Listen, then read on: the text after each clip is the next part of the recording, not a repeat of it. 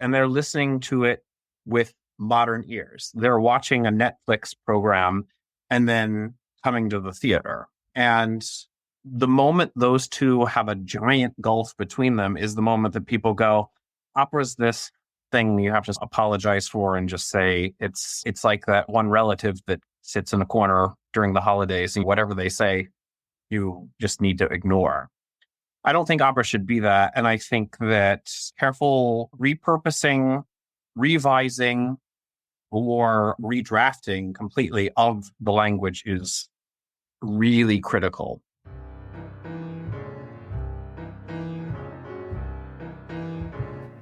Welcome to the East Anchorage Book Club. I'm your host, Andrew Gray. The purpose of this podcast is to tell the stories of Alaskans of interest and importance. Today, our guest is the new General Director of Anchorage Opera, Ben Robinson. Ben was the stage director for the recent production of Donizetti's The Elixir of Love, and we will talk about the bold choices he made with that production.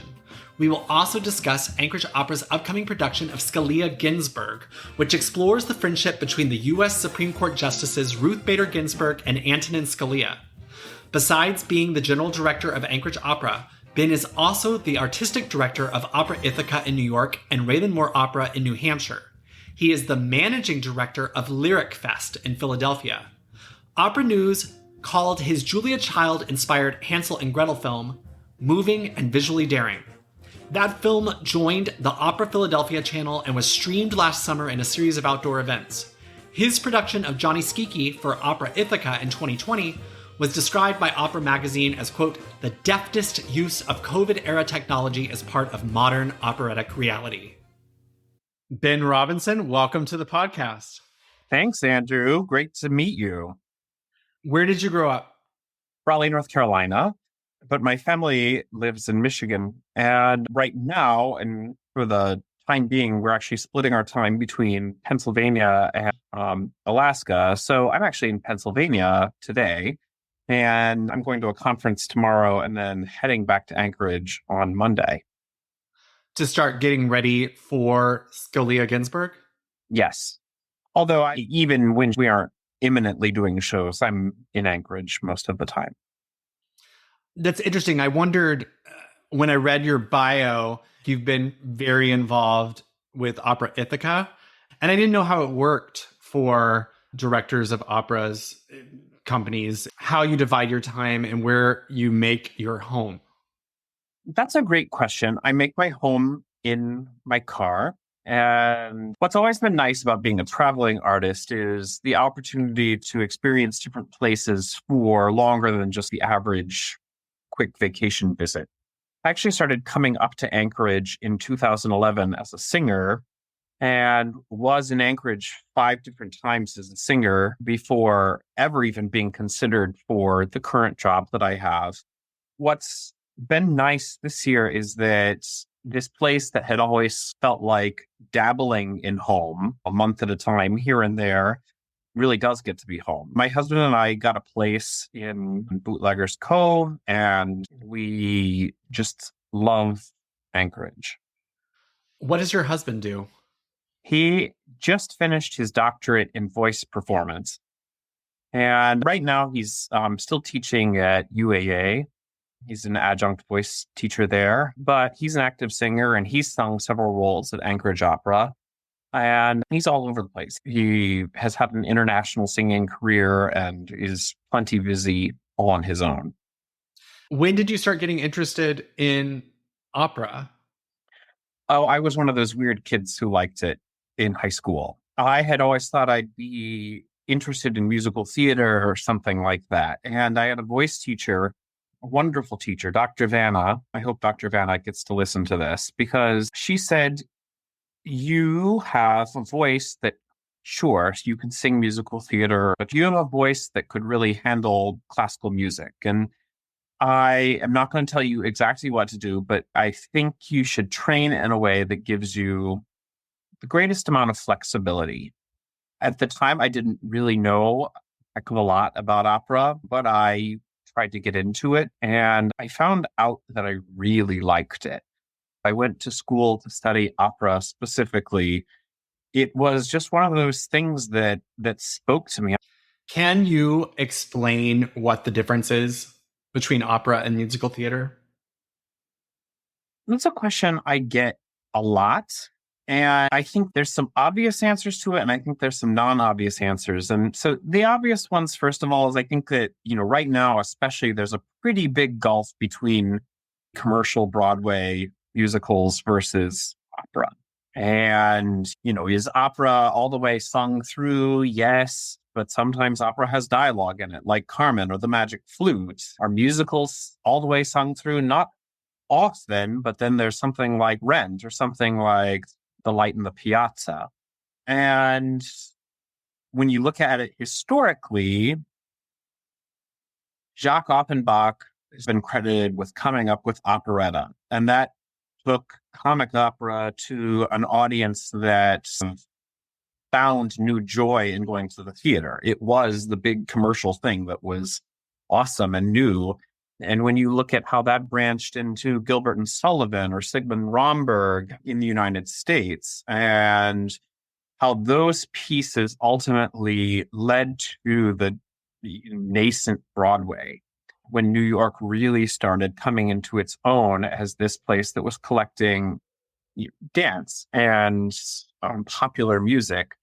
So I see it as things that are all rooted in the same thing. I honestly don't think that the gulf should be that big. And yet I feel like opera has been treated as this thing that's gathering dust and thus should be viewed behind glass or in this kind of museum state. Whereas musical theater is this living, breathing, organic organism that is a multi-billion-dollar industry in this country.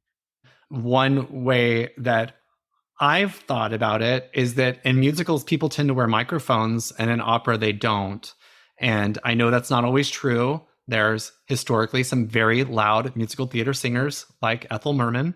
But in general, if you go to see a musical at the Anchorage Performing Arts Center, those people will be wearing microphones. But if you go to see the opera singers are proud that they don't wear microphones and they sing with a full orchestra. I think it's a great difference. Again, there's always crossover. I've been in operas where I had to wear a mic, and I've been in musicals where I didn't. But you are right that the general operating status for both is that musicals typically amplified, opera typically not. One of the reasons is that when a musical, again, it's like the commercialization of it. Our Anchorage Opera is a nonprofit. I like to joke that we put the non in nonprofit, but typically we never make money on a show, unfortunately. Whereas when Broadway Alaska comes to town, it's banking on selling those seats and making money off of those productions.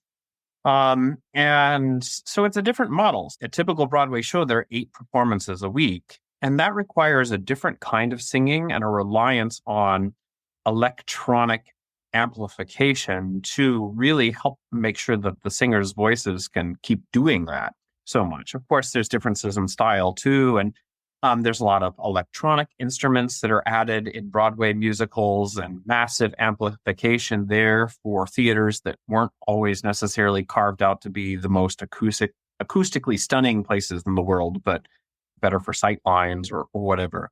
I think personally that when I talk about the pure musicality of opera, it's something that is completely rooted in being able to go and see a singer without any sort of mechanical assistance or electronic assistance in any way, be able to use the given gift of physics to reach an audience over a very large orchestra with just one solo voice and a pair of vocal folds that are 5/8 of an inch long each.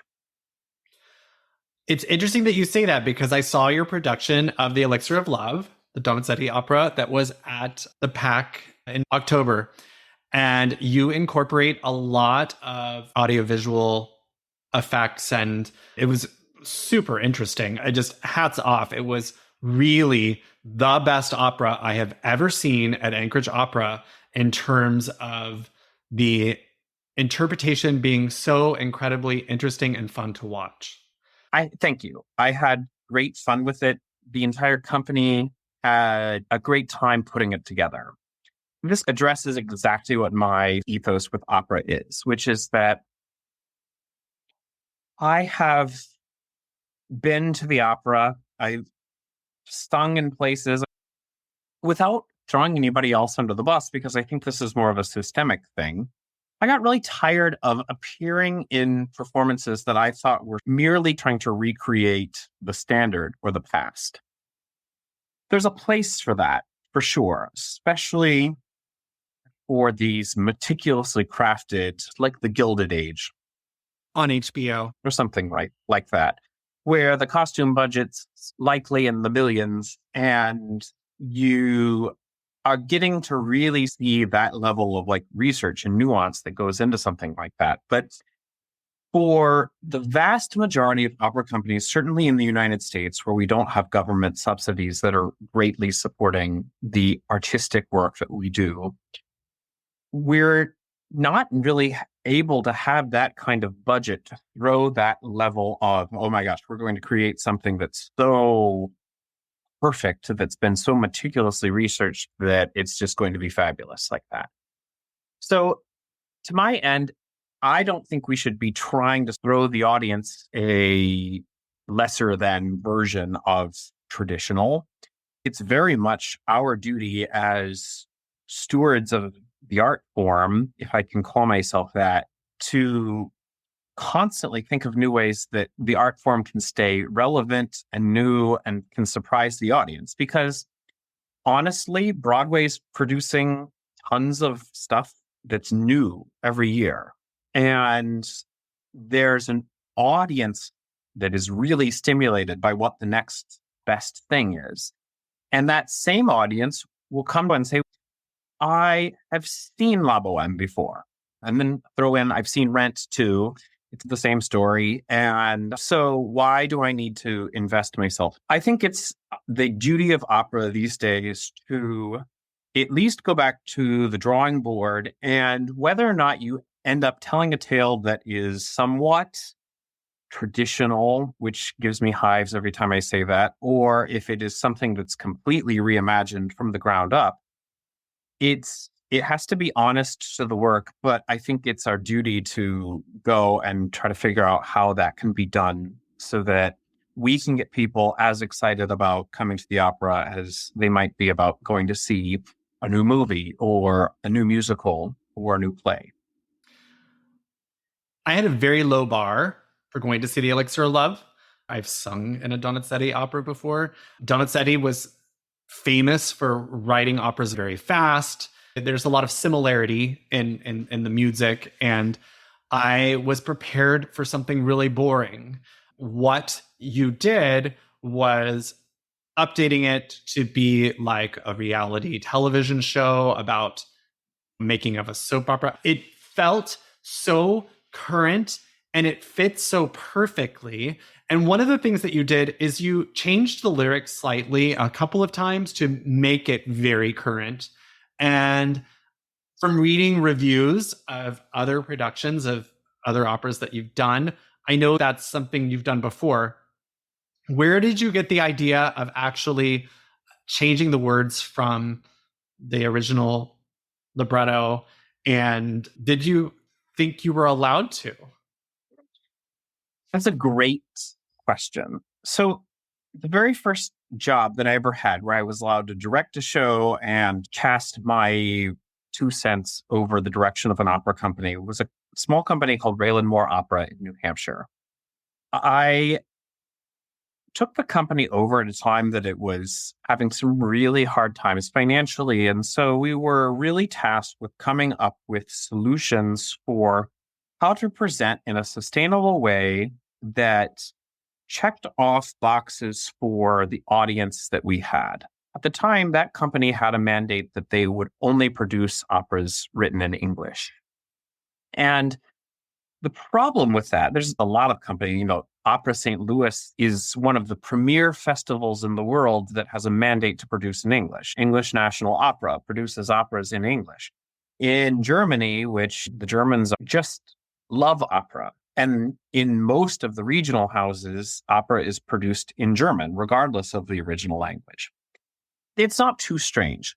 The wrinkle is that you either have to commission something or you have to use one of the existing English translations, many of which were written in the 40s when the publishers were first coming out with their American versions of things. And so what you end up with is a lot of really dated things, and talk about like letting things gather dust and making a diorama of opera. It just doesn't sit well with the audience. So very quickly, I realized that something needed to be done on that front. And I was far from the only person doing that. But that led to this path where I started writing my own English translations for a whole bunch of pieces. What I found, I was very nervous about it because I thought, besides some performer credits at that point, I was like, who am I to make a choice like this?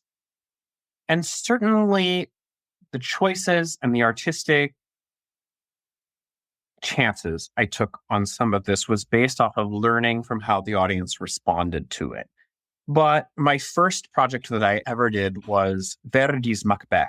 And what was interesting about it was that I had the great chance to be boosted by Shakespeare along the way, because a lot of it was simply just going back to the Shakespeare and finding out a way to make that work with Verdi's rhythms. And it was a great training exercise. And it showed me that the librettist used to be on par with the composer. It used to be, oh, this is a Mozart and Da Ponte opera. In our lifetime, that's definitely not the case. The music is timeless, but the words aren't always timeless. We see tons of reproductions of Shakespeare. Shakespeare got the words right. But we don't see a ton of reproductions of plays from like the 19th century that aren't by the masters. I might be struck down by a thunderbolt any second, but the music to me is sacred. The intent of the plot and the structure of the story is sacred. The delivery and order of the words is subservient to those couple of things. It also has helped deal with the beneficial byproduct has been, yes, opera is a Eurocentric tradition that's written by a lot of like old white dead people. Not old dead people, but old dead men. They're all dead white men. Yes. And in this age where we just simply need to be representing so many more things than that, there is a chance to really take a look at these words, to wrestle with a lot of the demons that are inherent in a lot of these pieces. Elixir is very demon-free.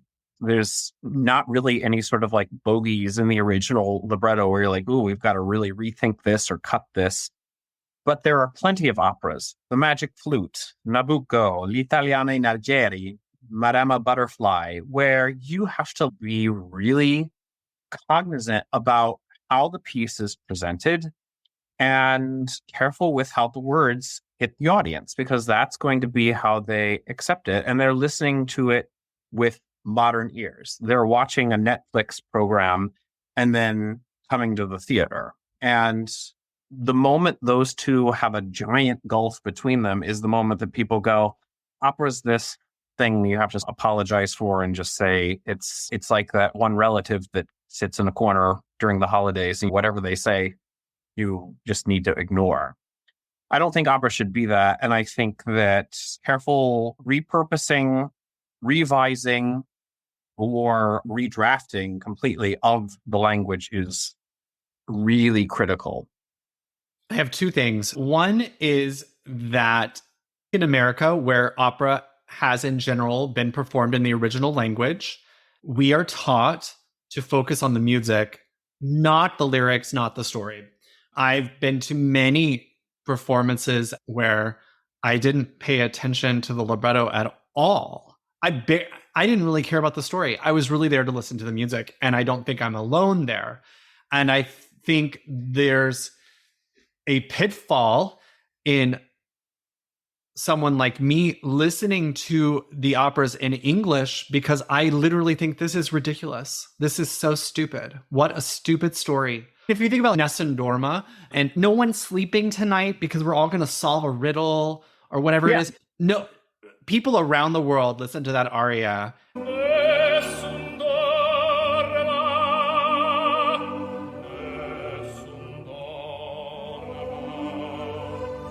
And they are not thinking about staying up tonight to solve a riddle. No one cares what the words are. And actually, there's value in being completely separate from the meaning of the words. And I think you're making one of my favorite points to illustrate when I'm ever talking about this, which is that I've translated a lot of Puccini. And not necessarily for new translations that I've written, but just simply to direct Puccini or to sing it. And it's amazing how pedestrian it is.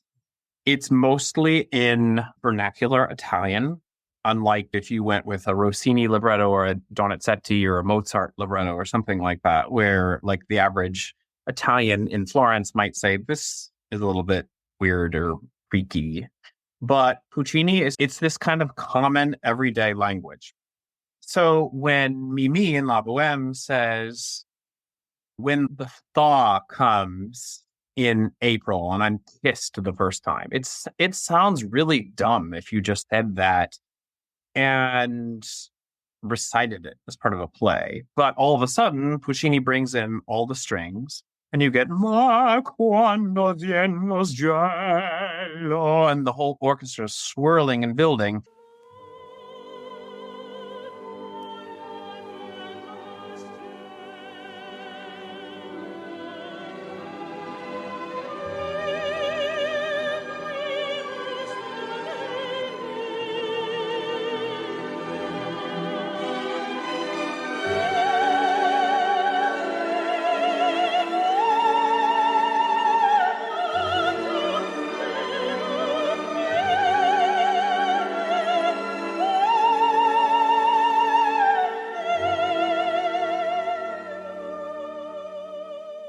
Like you said, no one cares.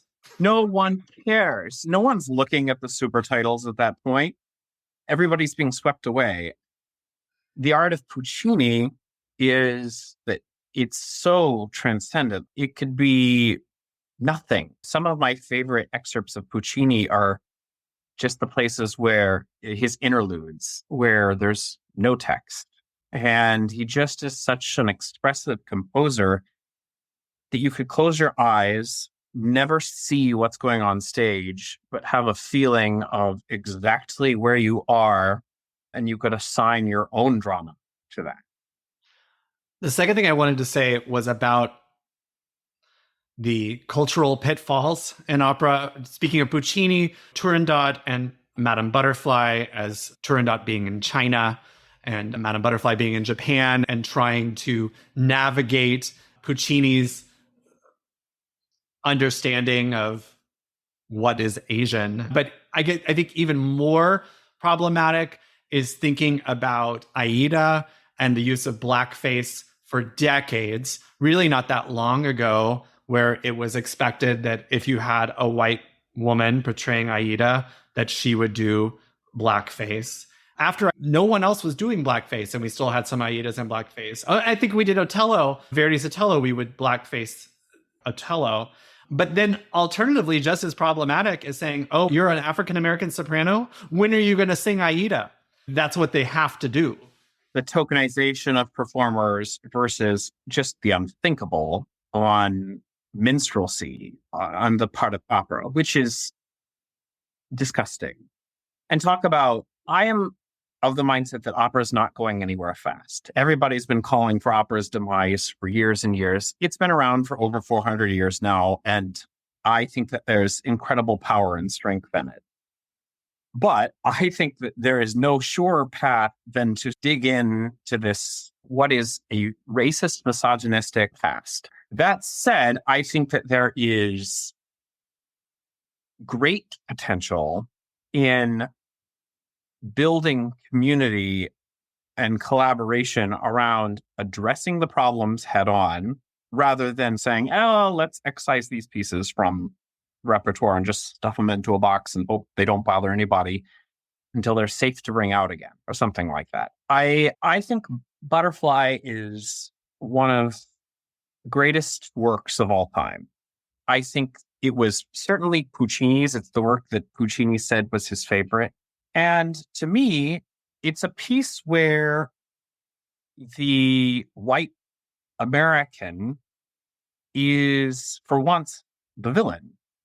Are there problems that are inherent if we don't have an entirely Japanese cast to play the Japanese characters?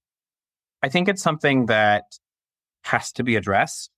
There's a lot of questions afoot in general. I just came from hearing almost 300 singers in New York a few weeks ago. And recently, I've heard like Korean singers who would be beautiful as Cho-Cho-san. But it's not a Korean story. It's a Japanese story. And it's the same thing. Okay, yeah, I'd love to do Aida. I've always joked that Aida is like a chamber opera with elephants. It's a love story. It's about what Verdi did best, which is like political thriller conflict. I don't really think you can take it out of Egypt and Ethiopia. I don't think that all of a sudden that there's a great way for Amneris. We're talking about cultural appropriation on top of cultural appropriation. And am I sure what all the answers are for it? Absolutely not. And I think that a lot of the answers have to come from the people that have been marginalized and how they feel about seeing the opera, and from the conclusions that the director is making while contextualizing the opera. I just directed L'Italiana in Algeri last June, and it's a piece that talks about the Italians are the saviors. There's this sort of white Rossini opera? Rossini. From early 19th century. Early 19th century Rossini comedy. It's a brilliant opera. But the whole idea is that you have this bumbling Algerian who might also be Turkish. And the big idea is that it's non-Christian, non-white. That's the story that it's trying to tell. And yet, if you're looking at it from the grander context of opera dramaturgy, it's really the Barber of Seville in North African drag or something like that. And the point of the piece is not to highlight cultural differences. The point of the piece was for Rossini to write another comedy, but not have it also be set in Spain, like Barber of Seville. And so with the contextualization of something like that, all of a sudden you have these like white slaves that need to be freed. And it's just like bogeys left and right. Like, how are you going to like in any way present the actual translation of this piece to the audience and either have them not just get up and walk out of the theater because they're disgusted, or just not grow increasingly disengaged because they're feeling more and more distant from what the actual meaning of the piece is. My solution to this, again, I'm not saying that it's right, but what I'll say is the piece is dependent on highlighting what the social strata is. So there needs to be people that are in charge. There need to be people that are contextualized in a certain way. But I set the whole thing on a cruise ship. It's a comedy. We all know what this whole cruise thing is. Mustafa, the bumbling Algerian or whatever he's supposed to be, ends up being a really great metaphor for the ultra 1%er who is able to do whatever he wants to do and get away with it because he doesn't have anybody checking him because of his material wealth. And then rather than there being slaves on the ship, it's all of a sudden, it makes a lot of sense that there's like a crew on this ship. And we see that this crew is mistreated, not because of their status or who they are or where they were born, but simply because there's this entitlement that comes from these very wealthy people who are behaving badly aboard a ship. And so it was, for me, an opportunity to directly address a challenging piece that has so much to like, but is in this 2024 context impossible to present without a pretty major overhaul. I was wondering about, I don't know if you saw it. I tried to find it on Instagram just now and I couldn't find the post. It was a clip of a production of Turandot, I believe happening at the Rome Opera. It was in Questa Regia, the opening of Act 2. Turandot is singing, and they had an enormous photo of a small child that looked like maybe in Gaza. And it was a viral post because people were so angry. People going off on reinterpretation of opera and going too far and trying to make something about something that it's not. And of course, I can't find the post, which means it may have been taken down, but it was interesting. Oh, you know what? And it was Sandra Radonovsky was singing Turandot. It's a big deal because it was her first Turandot. So they're directors, and there's people in this business that try to use the medium to shock people too, and then call that like artistic. Right. The thing that I try to remember when it comes to presenting anything new is that ultimately opera is entertainment. You have a choice as an audience member to purchase a ticket to the opera and commit 2 to 3 hours to see the average length thing. You could go see Oppenheimer, which is about the same. Just saw it. It was brilliant. You could go see a Broadway show. You could go to Cyrano's and see a great show. You could go to the symphony and see a great show. And we all have to sort of like live in the same ecosystem. But when it comes down to it, it's all entertainment. Is there a time and a place to make a statement that's using a photo of a Gazan child? For my taste right now, no. I don't think we have any perspective on what is a very current, horrible crisis in this world. So doing something simply to be provocative, I don't think is interesting, new, or entertaining. I'm not sure that opera is the medium always to have something like that be addressed. Turandot is a piece that tackles many very difficult issues and does so with an incredible score and so many things, but you're not going to be able to like bend something to make a point that is too far from where it was centered in the first place. And I feel like if there's anything I've tried to do and will at least make a pact to always try to do is keep any sort of adaptation or interpretation rooted in what the core power of the work is. Elixir of Love is a fun and fluffy piece. The moment that I try to say something about world peace and Elixir of Love, I'm using the wrong tool to do that. And should it hit you emotionally? Should Una furtiva lagrima at the end of Act 2 really make the whole audience go, Una furtiva lagrima negli occhi suoi spuntò? and then really feel for this bumbling guy who's just been down in his luck? Absolutely, it should. But I don't know. I don't think that we're going to solve world peace with a production of The Elixir of Love. I want to bounce back to your journey as a performer and your decision to become a director. And correct me if I'm wrong here. I just feel like if a young singer becomes a director, it's like those who can't do teach. It's like those who can't make it direct. And have people said that to you? And how do you navigate that? People have said everything to me. So at this point, most of it's not that new. I always felt that as I was singing, I was like, the singing part of this feels hard. The drama part of it doesn't. Like I always felt like, okay, everybody has like a balance of gifts that they're given. There's a lot to existing in this industry somehow as an artist and working towards something. I don't look back on any of years and years of torment, torture, hard work, joy, great shows, great experiences, singing on stage, and think, oh, that wasn't worth it.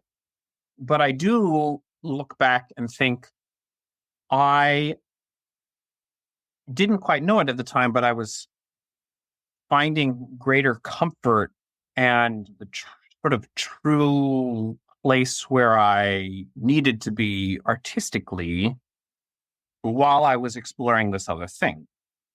Another really big moment came for me. I go back to this Macbeth. It was one of the first larger shows that I'd ever directed. And Was it your first show? it was not the first show I'd ever directed. That was a production of Gianni Schicchi, which A one-act short. a one act short. There's so much Puccini where you just try to stay out of the way of the Puccini and do what's in the score, and magic strikes. But this Macbeth thing was quite different. And I was fortunate enough that I had a wonderful friend. Her name's Alexandra Lushin, and she has become quite the star. She's singing Brunhilde with Virginia Opera this last year. Here's a little taste of Alexandra Lushin singing a bit of Brunhilde from this last year.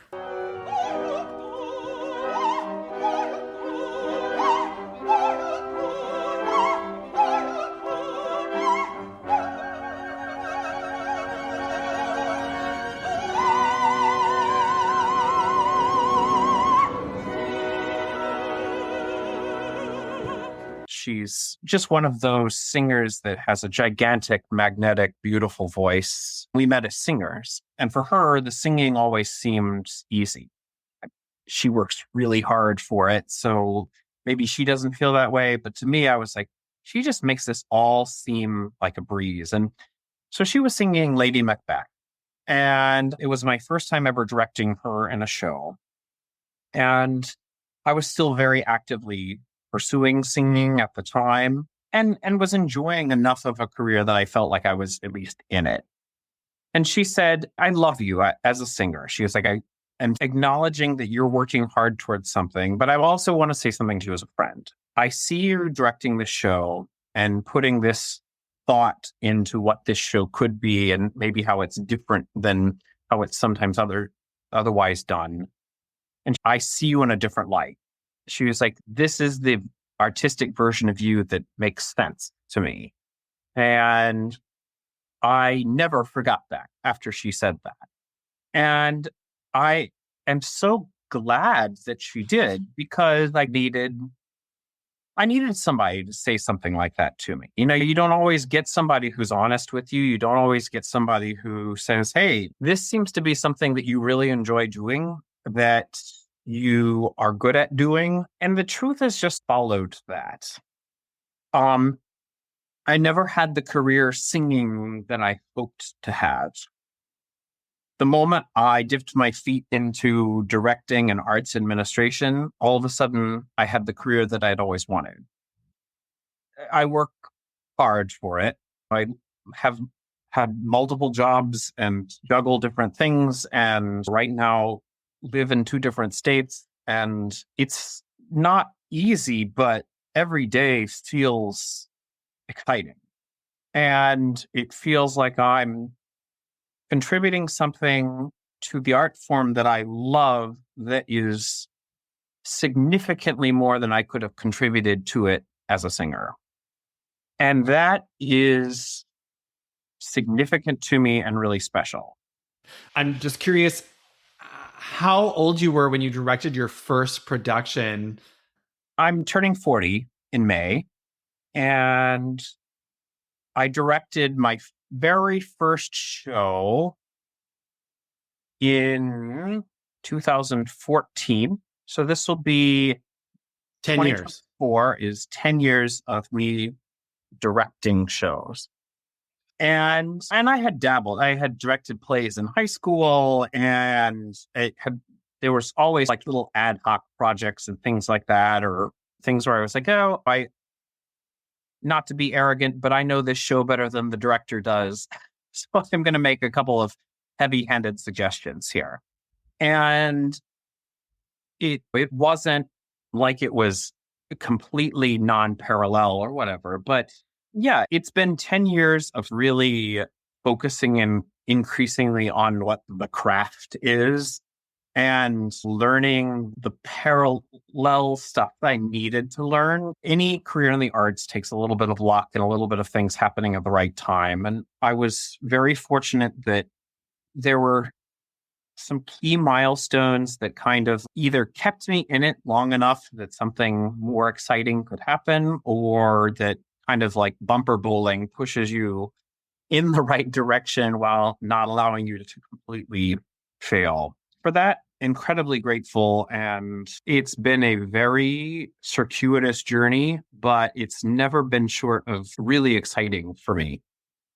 I assume that as someone who worked as a singer, you worked with some bad directors. Full disclosure, I've sung in the Estonian National Opera. I sang the Sommelina Festival in Finland. I've sung with Anchorage Opera.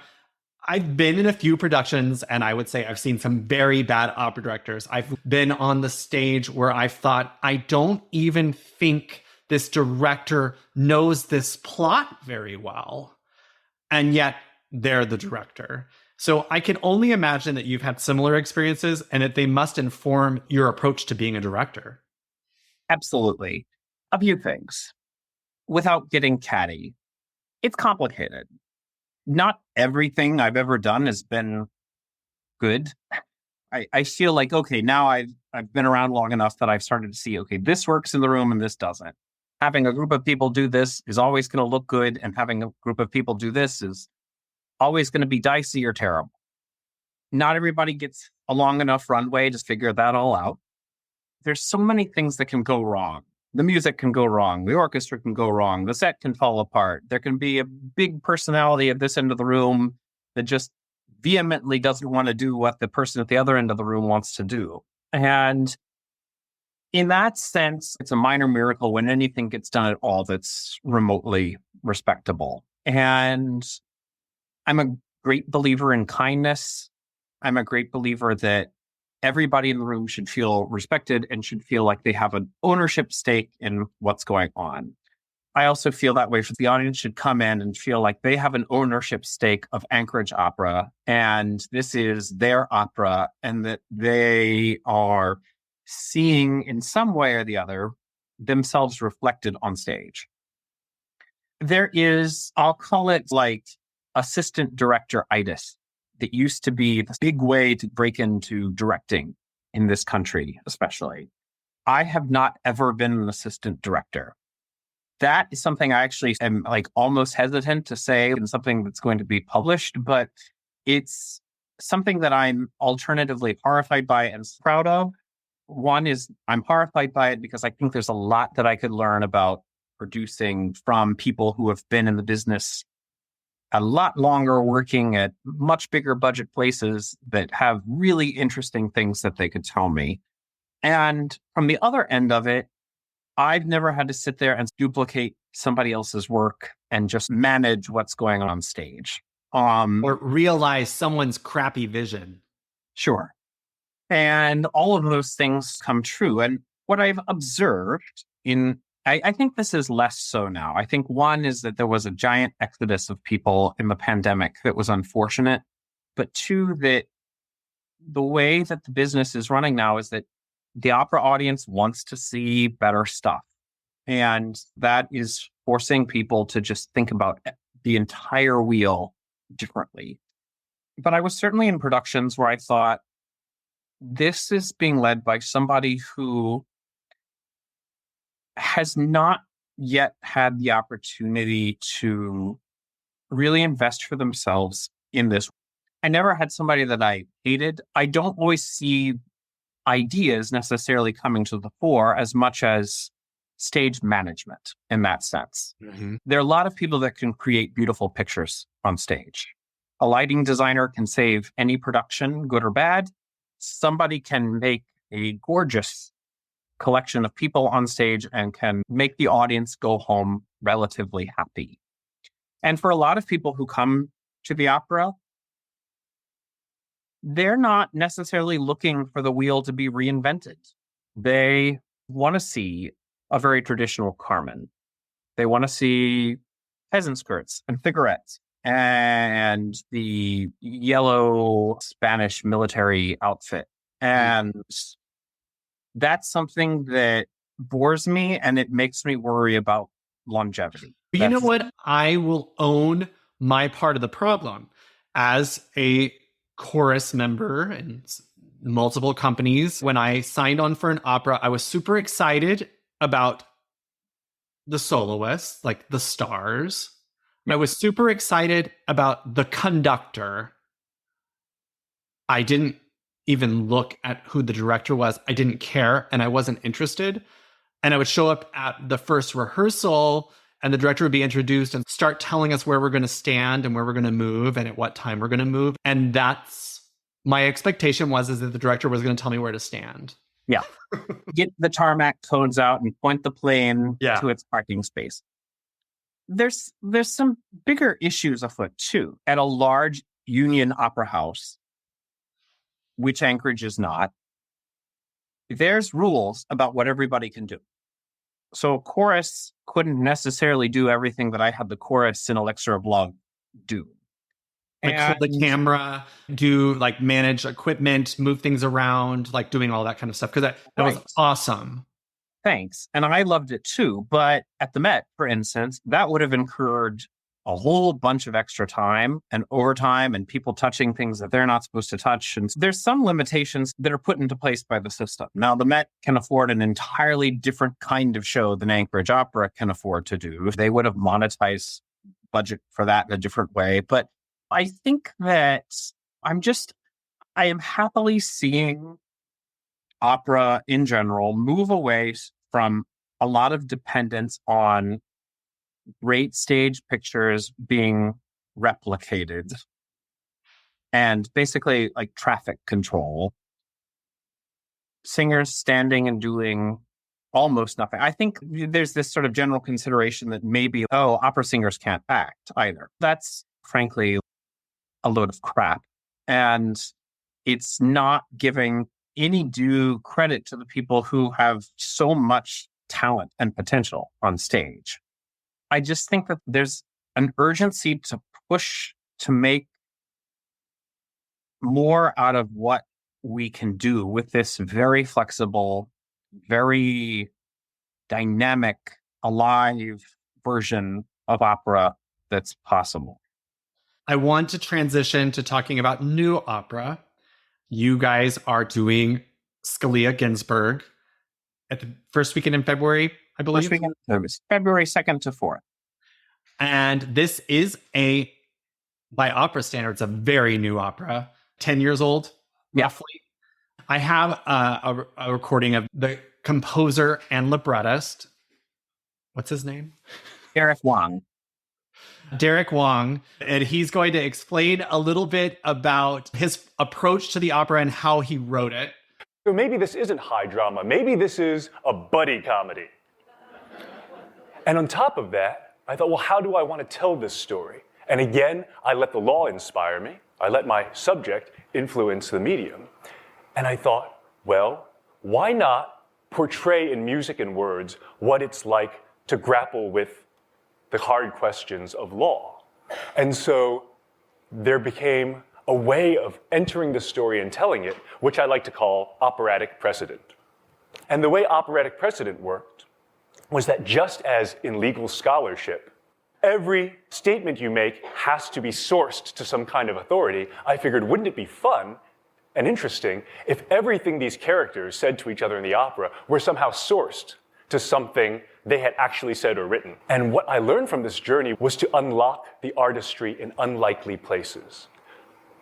Not to apply preconceived notions of what I thought an opera should be, or what I thought the law should be, or even what I thought about the relationship between the justices, or what I thought of the justices themselves. I learned to let the subject tell me the story that it wanted heard.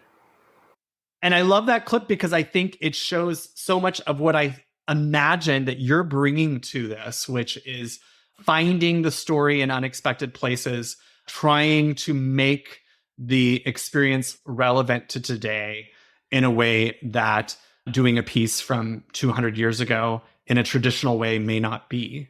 Yeah. What I think is so interesting, this is a great piece to see after this conversation. And we're bringing in one of my favorite directors, Josh Shaw, to lead this production.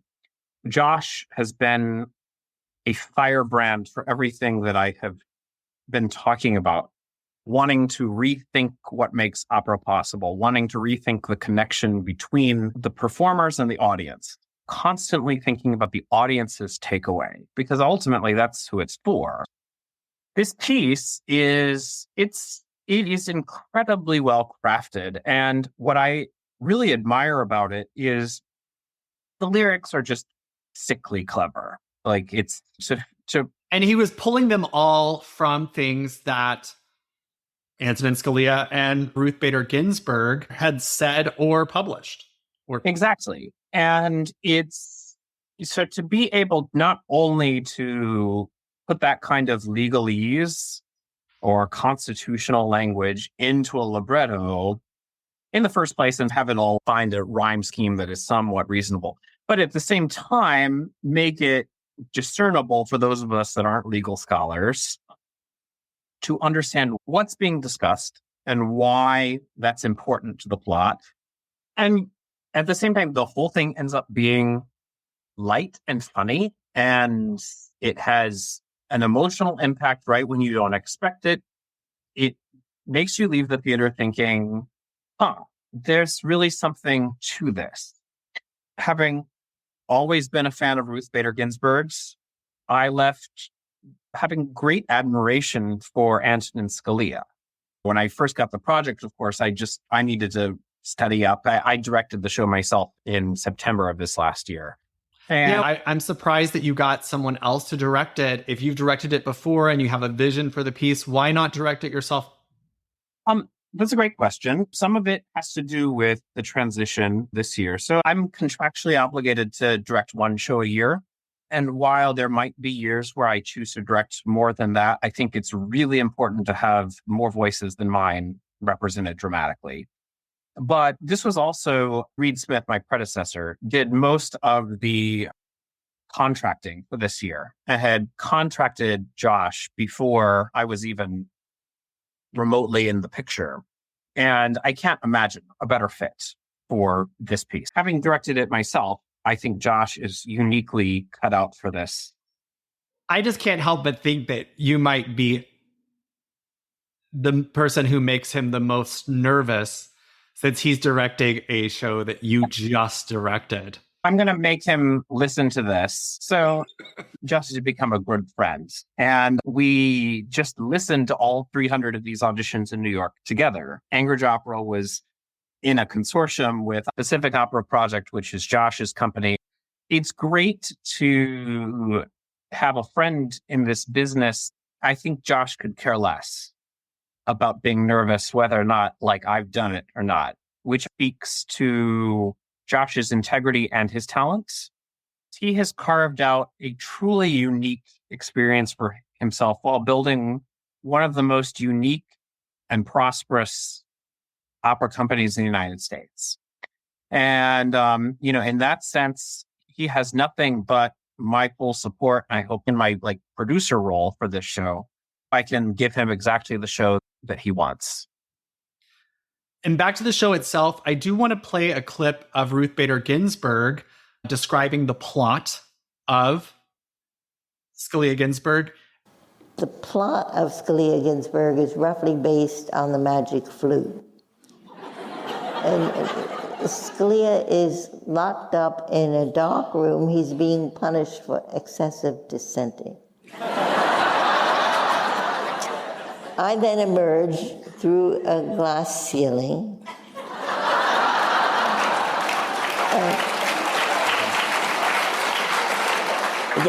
To help him pass the tests he needs to pass to get out of the dark room. Then a character left over from Don Giovanni, the commentatore, is astonished. He said, "He's your enemy. Why would you want to help him?"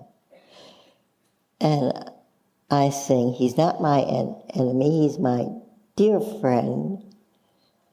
And then we sing a wonderful duet that goes, "We are different, we are one." I'll just say that when researching for this interview, I was wondering if Antonin Scalia had known about it. And he did, because the opera was performed for an audience of Ruth Bader Ginsburg and Antonin Scalia at the U.S. Supreme Court. So for audiences who come to hear it, they'll know that both the figures on stage, no longer with us, were able to see this. And I think Antonin Scalia wanted to be in the piece himself. He did. To play himself. Oh my God. Did you ever hear him sing? No, I didn't. Funny. And then, ironically, Peter Scott Drackley, who's coming to sing Alfredo in the cast for La Traviata, which is the show after Scalia Ginsburg, was one of the original Scalias and did perform the piece at least for Ginsburg, that Ginsburg saw him do it. Who's going to be the Scalia that we hear? Jane Suarez, wonderful tenor, who's going to be singing that. Rachel Policar, who's sung with Anchorage Opera before and has made a meal out of singing Ginsburg, is coming up as Ginsburg. And Jesus Vicente Murillo, who sang in the production that I was directing in September as the commentator, is just brilliant and funny and sings it just so incredibly well. When you mentioned that you left seeing the opera the first time as respecting Antonin Scalia, that I think in the clip that we just heard of Ruth Bader Ginsburg talking about that they weren't enemies, that they were close friends. And, I had been wanting to interview you for the podcast, not really thinking about what the next show would be, but talk about perfect timing to interview you about Scalia Ginsburg 2 weeks before our session starts in Juneau, and thinking about working together. Scalia Ginsburg is absolutely relevant, and it's absolutely the opera that we should be talking about as Alaska starts its legislative session. 100%. We talk about putting up a photo of a Gazan child in a Turandot production. Here's an opera that manages to be funny while also saying there's common ground for everybody. It doesn't matter that these people, Ginsburg and Scalia, couldn't have been much further apart in terms of what their political views were.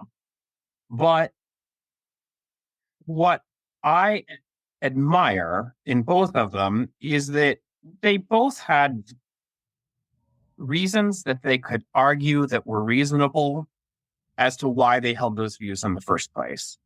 And that they both had the respect and intelligence to know that when those views were challenged, that you didn't necessarily put up a wall, but you opened your ears.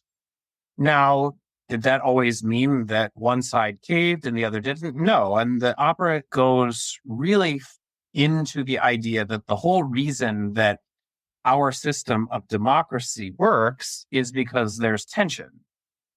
And out of that tension, even if it drives us nuts sometimes, out of that tension comes this thing that has sustained our union ever since 1776. I can't wait to see it. I'll say that knowing that Antonin Scalia was a big fan of opera and that Ruth Bader Ginsburg was a big fan of opera, that in and of itself tells us that opera is a nonpartisan endeavor for sure. No kidding. Hey, last thing, if there's folks listening who would like to learn more about opera, how do you recommend people get started? Come to the opera. Come see our opera. If you can't afford it, give us a call. AnchorageOpera.org. That's AnchorageOpera.org. Gotcha. Hey, Ben Robinson, thanks you so much for being on the podcast today. Andrew, it's a pleasure to speak with you. The singers you heard today were in order Luciano Pavarotti, Martina Arroyo, Juan Diego Flores, and Alex Lucien.